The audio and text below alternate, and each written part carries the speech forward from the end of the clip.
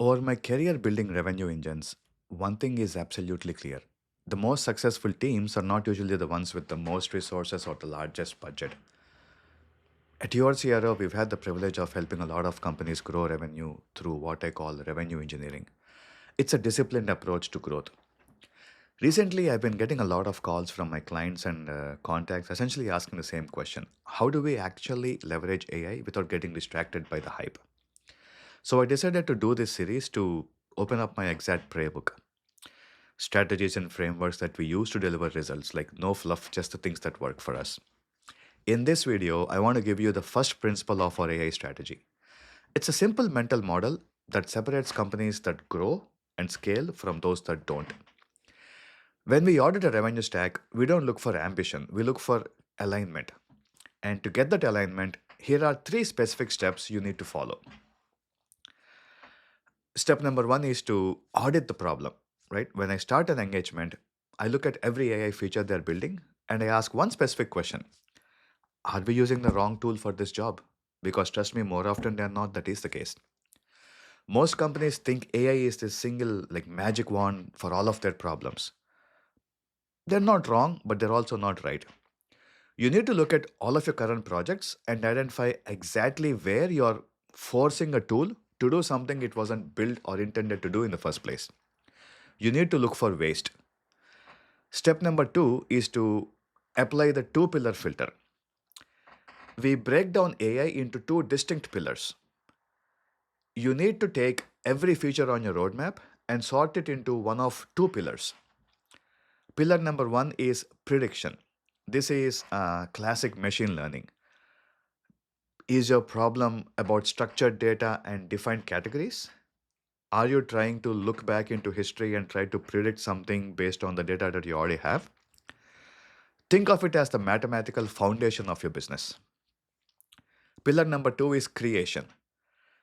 Is your problem about being unpredictable or an open ended queries or semantic understanding or need to define nuances? That is generative AI. Your job in this step is to actively sort your problems, like is it math or is it language? Finally, in step number three, you have to execute for ROI. I've seen that the leaders who get the most ROI are those who know which exact pillar to lean on for which initiative. If you use generative AI for a structured prediction problem, it might seem fancy and cutting edge, but you're actually engaging in overkill. You're just wasting money. I'll give you a real world example to help you understand this step. Imagine you want to optimize your lead pipeline, right? You get leads, you want to score them. The common quote unquote AI implementation everybody is doing is to create a custom GPT and pass it the data to score leads. It feels cutting edge, good to talk about. It actually feels good. But trust me, it is actually inefficient. Lead scoring is primarily a prediction task. It's a classic classification problem based on structured data. Here, we have to use traditional machine learning because it is precise, it scales effortlessly, and it basically protects your margins. You don't have to waste expensive calls and tons of tokens for simple steps. But then look at the next step: engagement. Once you know which exact lead is good and who to contact, you need the perfect messaging for them. That is a creation task. That involves nuance, text, personalization. That is where you have to deploy generative AI to generate personalized messages and personalized content by adapting set templates with specific user context. When you align these tools correctly using machine learning for math and Gen AI for the message, you build a machine, an engine that is both cost effective and is incredibly powerful. The reason to understand this nuance is not just technical, it is financial. It's about return on investment and leadership. As a leader, the right capital allocation for the highest ROI is one of the core things you need to do. Using a massive LLM for simple data categorization is basically overkill.